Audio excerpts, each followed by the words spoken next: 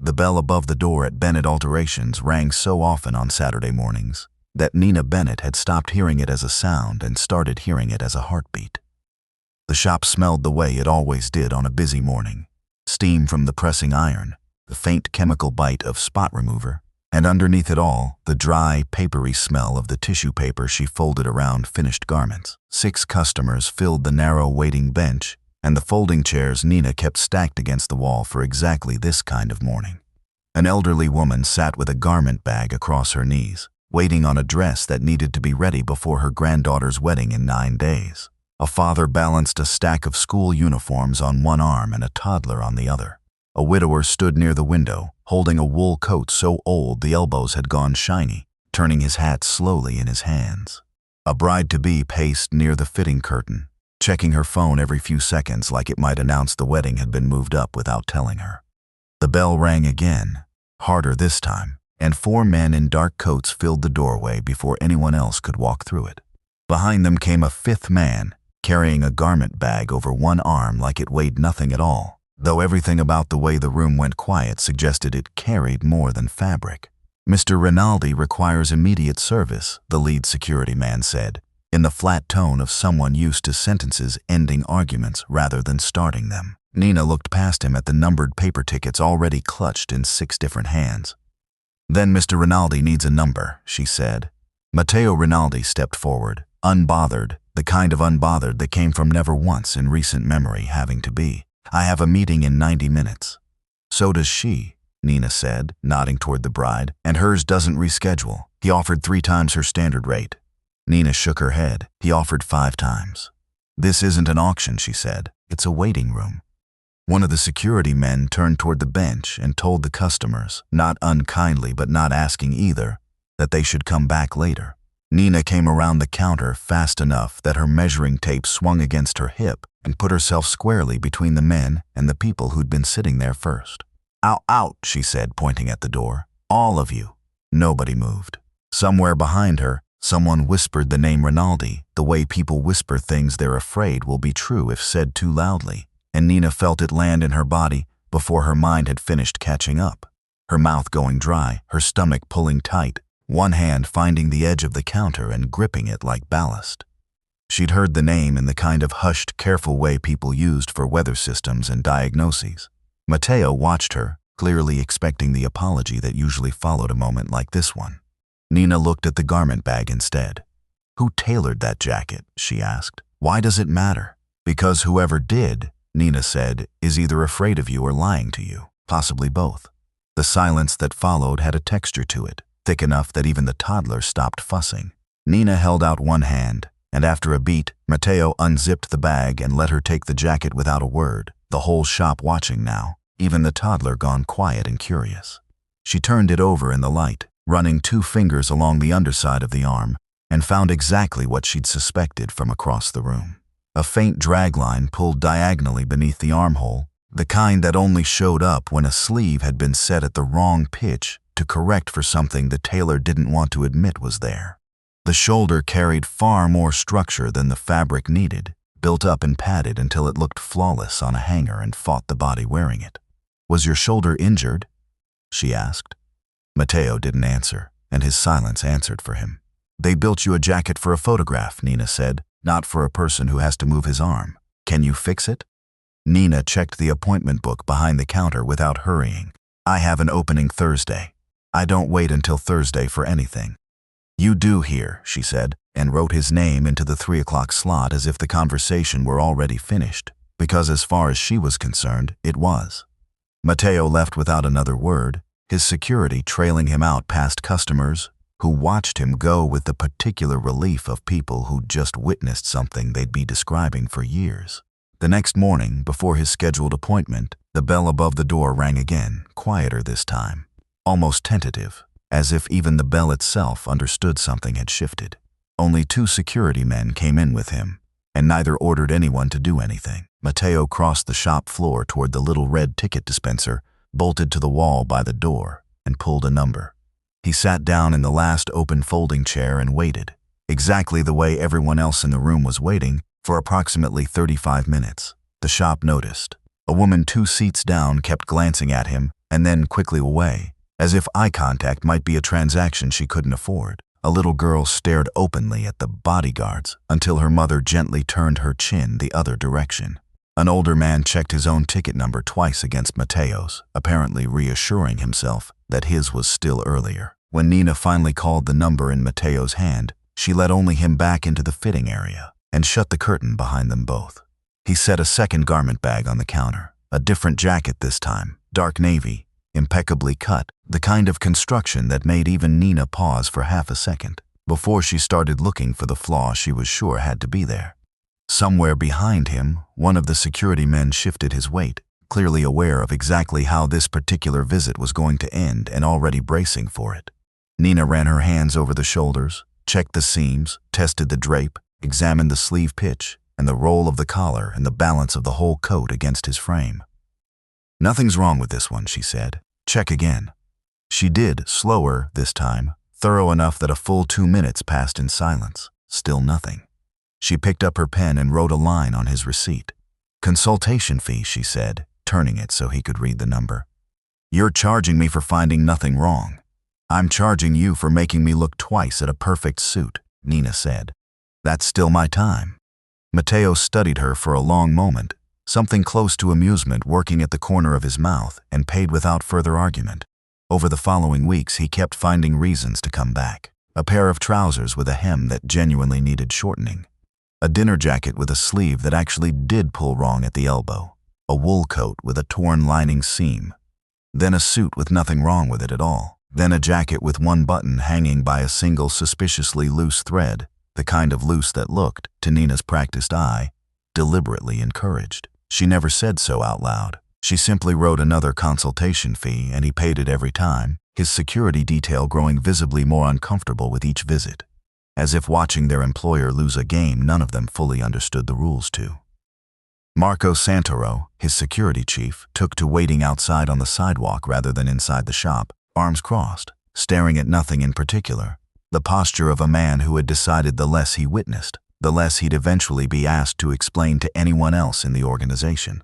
Once, catching Nina's eye through the window, he gave the smallest possible nod, the closest thing to an apology on his employer's behalf that his job description likely allowed. One Tuesday, Mateo brought in a coat with a button hanging by exactly one thread, and when Nina picked it up, she found the thread had been cut clean rather than worn through.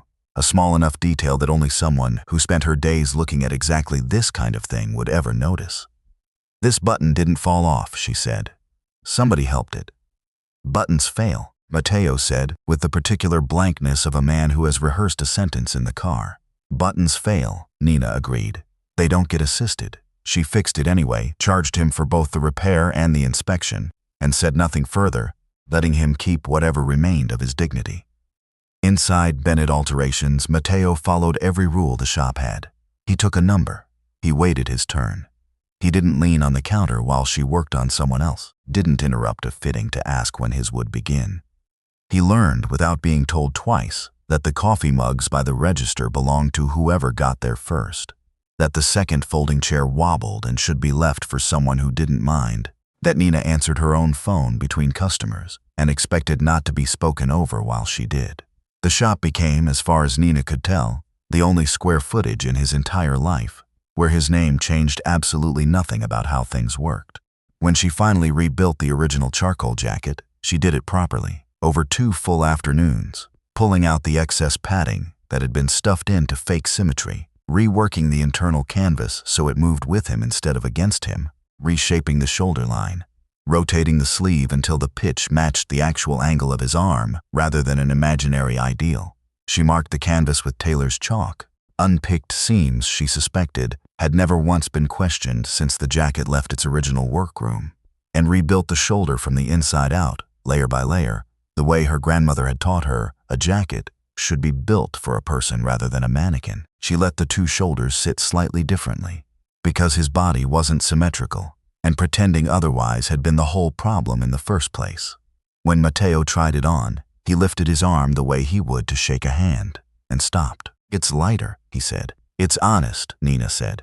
"It doesn't cure the shoulder, it just stops pretending the shoulder isn't there," he admitted quietly. That formal jackets usually left him aching by the end of an evening. How long has that been happening? About 14 years. And nobody fixed it? They corrected what they thought people should see, Matteo said. Not what I actually felt. Those aren't the same thing, Nina told him. Bodies change. People age, gain weight, lose weight, have children, get sick, get hurt. Clothing is supposed to adjust to the person wearing it, not the other way around. Something in the way he went quiet told her the sentence had landed somewhere well past the fabric. She began to understand, without either of them saying it directly, that everyone around him had spent years building a version of him that was easier to look at than the truth. Hiding his pain, softening bad news, smoothing over disagreement, presenting certainty where there wasn't any. Executives told him deals were secure when they weren't. Doctors told him the shoulder was fine because nobody wanted to be the one who said otherwise to Matteo Rinaldi. Nina simply worked with what was actually there. She didn't flatter the shoulder into looking fine. She adjusted the jacket. One Tuesday afternoon, the widower with the old wool coat came in again, this time to explain, at considerable length, that the coat had belonged to his late wife's father and that he wanted it repaired exactly as it was. Not improved, not modernized, exactly as the man who'd worn it had left it. He told Nina about the man's hands, about a fishing trip decades ago, about the exact weight of the coat on cold mornings, working his way slowly toward the actual request, buried somewhere inside all of it. Nina listened to the whole story, the appointment stretching nearly 40 minutes past its slot, and Matteo sat through all of it without once checking his watch or shifting in his chair. When Nina apologized afterward for the delay, he said simply that the man had needed the time. It was such a small thing. It was also, Nina thought, the first time she'd watched the man who once tried to clear 6 customers out of a waiting room understand, without being told, why someone else's story might matter more than his schedule that particular hour. She began noticing, over the following weeks, that Matteo remembered things nobody asked him to remember. That a regular's granddaughter's wedding had been postponed twice. That a fabric supplier had sent the wrong spool of thread and thrown off an entire order. That another customer's grandson had an interview coming up he was nervous about. He'd ask about these things, briefly, almost sideways, the way a man asks questions when he doesn't want credit for having listened in the first place. He noticed things about her, too. He noticed she skipped lunch more often than not, and didn't offer to buy the shop a chef or hire her an assistant, or fix it the way he fixed things. He simply started leaving a sandwich on the counter some afternoons, and told her flatly that being busy didn't make eating optional. It wasn't a grand gesture. That was exactly why it worked on her. Daniel Reyes came in on a Thursday carrying 2 coffees, one in each hand, hers exactly the way she liked it without needing to ask. He hung his coat on the same hook he'd used for years, dropped into the chair across from her sewing machine like he owned a piece of the furniture, and pulled the same navy suit out of its bag that he'd been bringing her for repairs since before Bennett Alterations had its current sign out front. Matteo, seated with his number in hand, watched the whole exchange with an expression Nina couldn't quite name, though she had a decent guess. Daniel recognized him immediately and nodded, polite and entirely unbothered, the way a man behaves when he isn't in the habit of being intimidated by other men's reputations. Once Daniel left, Matteo asked, with studied casualness, how long she'd known him. Years, Nina said. Does he bring coffee every visit? Most of them. Does he stay after the fitting's finished? Sometimes, Nina said, and looked up from her work. Are you asking as a customer? No, Matteo said, far too quickly for the answer to be entirely true. Nina let it go, filing the moment away with a private, satisfied kind of amusement.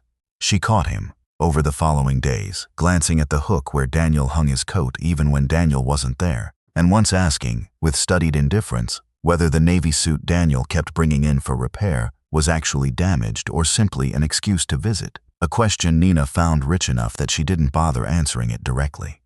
A few days later, he arrived with 2 coffee cups of his own, from a cafe so exclusive Nina had only ever seen its name on a delivery truck. Is this a competition with Daniel's latte? She asked. No, Matteo said. Then, after a beat, though mine costs roughly twice as much.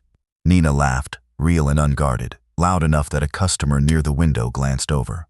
Matteo looked for a moment, genuinely pleased with himself, and she understood later that the laugh mattered to him precisely because it hadn't been performed for anyone. No fear behind it, no strategy, no flattery, just an honest reaction he hadn't had to buy. Months earlier, before any of this had started, Nina had restored 3 vintage evening gowns for a private collector, painstaking work, rebuilding decades-old beadwork, and preserving fabric that most people would have simply discarded. The gowns were selected for display at an independent charity fashion exhibition, and Nina received the invitation directly, addressed to her, because her restoration work was the reason the dresses existed to be shown at all. Matteo's hotel group happened to be one of several event sponsors, though he hadn't arranged her invitation and told her so plainly when he mentioned the exhibition to her, sliding the topic into conversation almost carefully, as if testing whether she'd assume the worst. "I'm not attending as your date," Nina said. "I hadn't asked yet." The answer would still be no. He didn't argue. He simply slid the printed invitation across the counter and told her that her name belonged next to her own work, and left it at that. Nina attended under her own name, arriving in her own car, representing Bennett Alterations and nothing else. For the first hour, she was in her element, discussing original scene construction with a curator, explaining preservation techniques to a small cluster of genuinely interested guests, describing the exact moment a restorer has to decide not to make something look new, only to make it survive. She'd worn her own work that evening, a dress she'd altered for herself off a department store pattern, and stood beside the 3 gowns she'd spent 4 months rebuilding thread by thread, answering questions with the easy confidence of someone standing on ground she'd earned every inch of. Then Vivian Cross found her. Vivian was polished in the specific, expensive way of someone who'd spent a career translating luxury into revenue, champagne glass held like a prop rather than a drink, her smile arriving a half-second before her eyes did. She introduced Nina to 3 separate people in the span of 10 minutes as Matteo's tailor, then his little neighborhood discovery, then, worse, the woman performing miracles on his suits.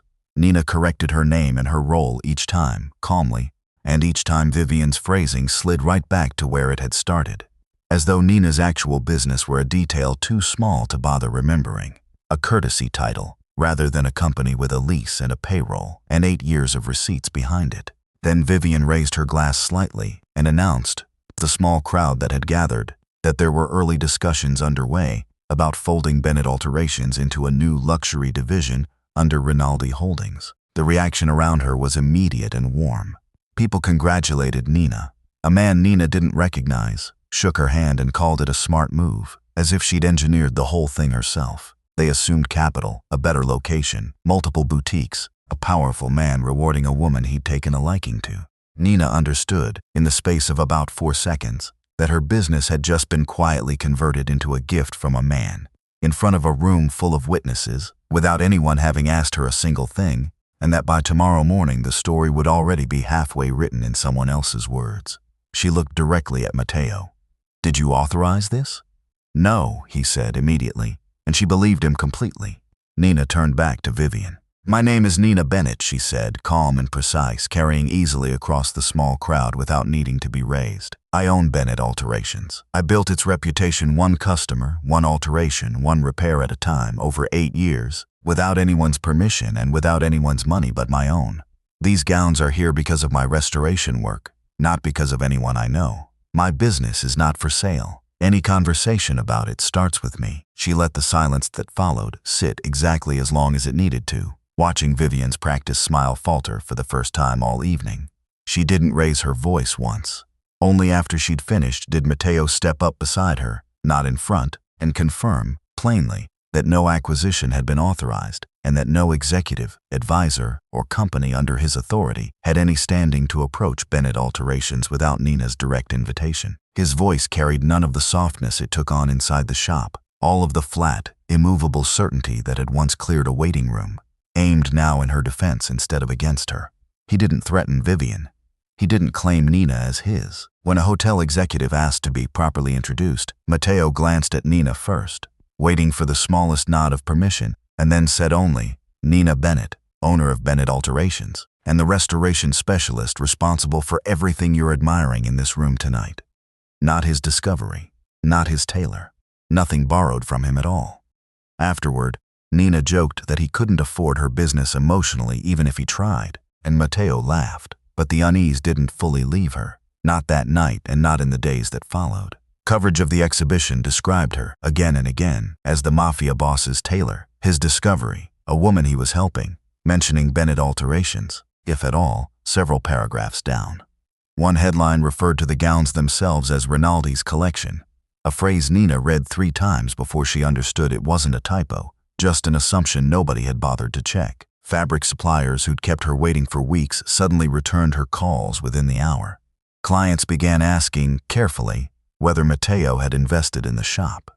Professional respect and favoritism had started to look identical from the outside, and there was nothing Matteo had done wrong that she could point to directly, which somehow made it worse.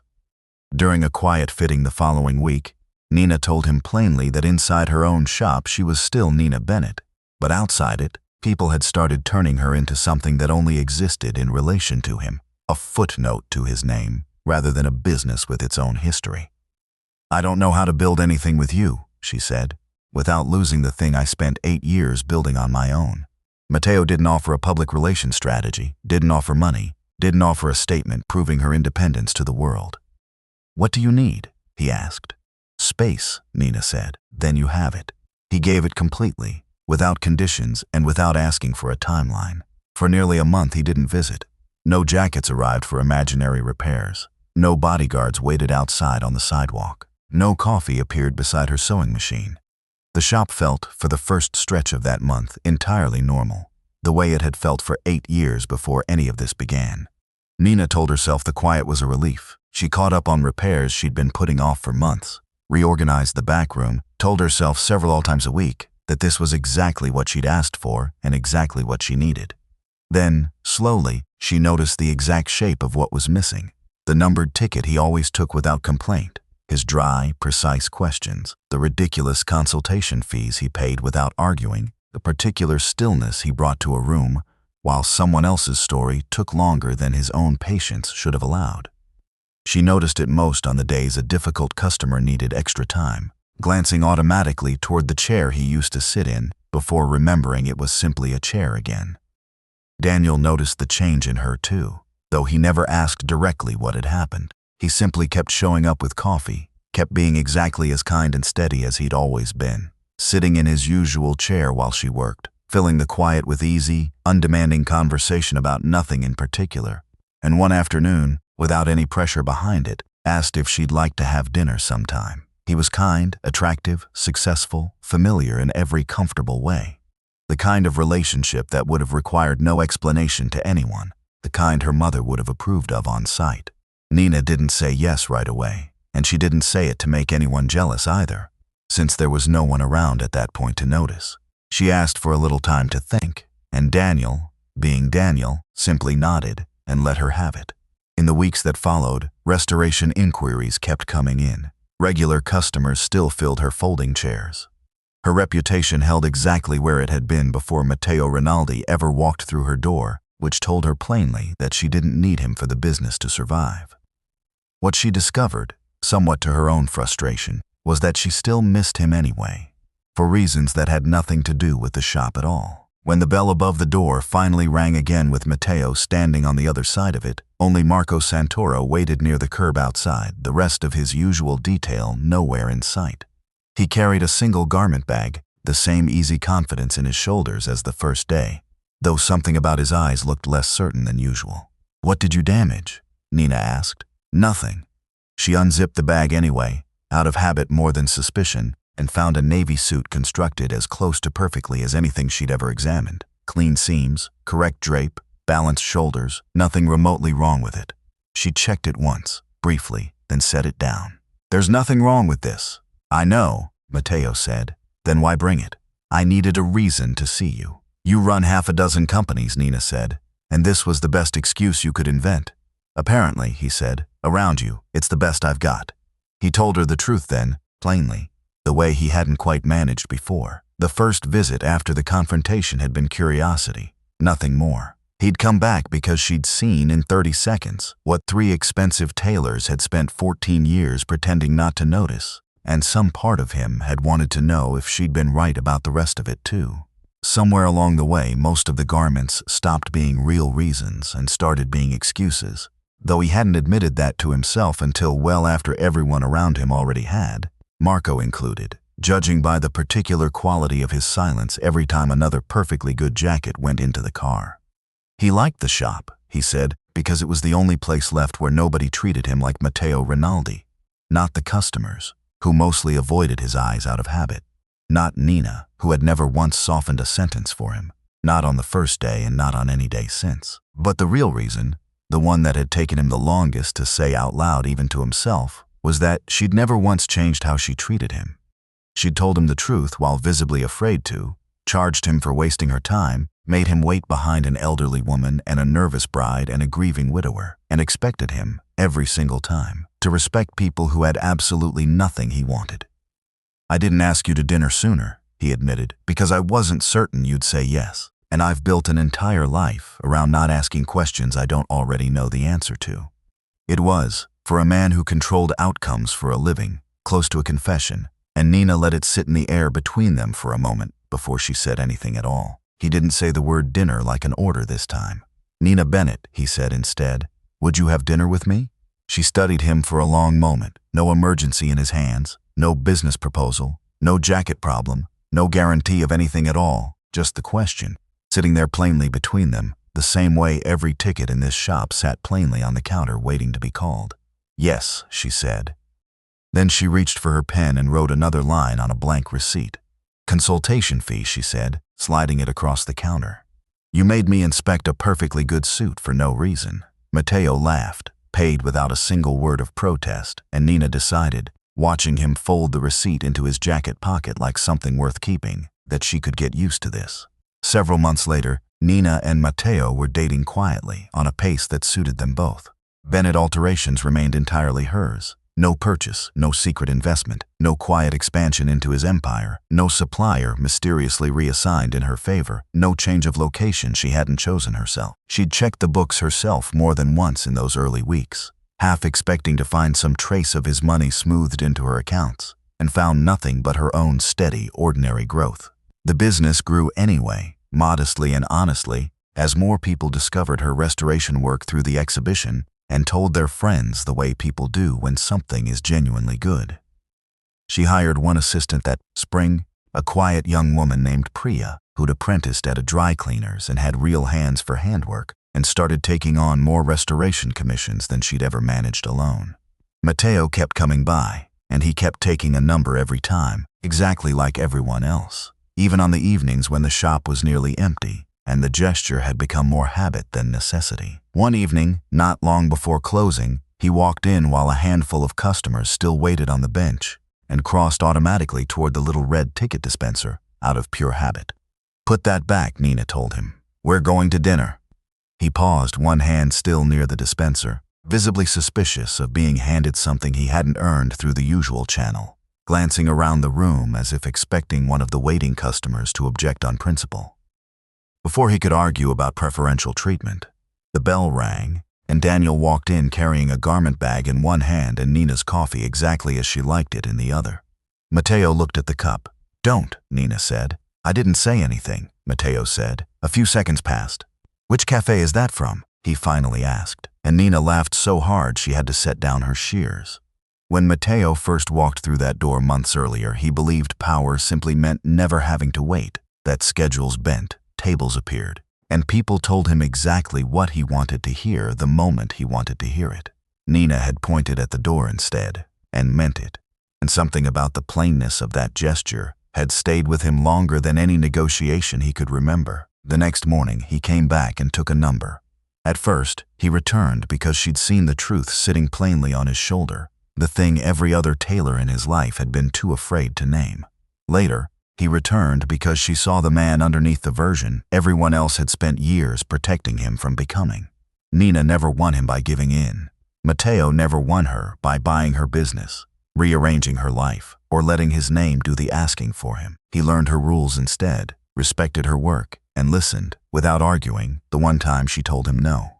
When she asked for space, he gave it completely, with no promise she'd ever hand him a reason to come back. A man who could make an entire city wait finally learned how to wait for one woman to choose him, freely, on her own schedule, for no reason but the one she actually meant. Was Nina right to make Matteo take a number like everyone else in that waiting room? And did his choice to respect her need for space, without a single gift or gesture to shorten the wait, prove more than his money or his name ever could? Let us know what you think in the comments below.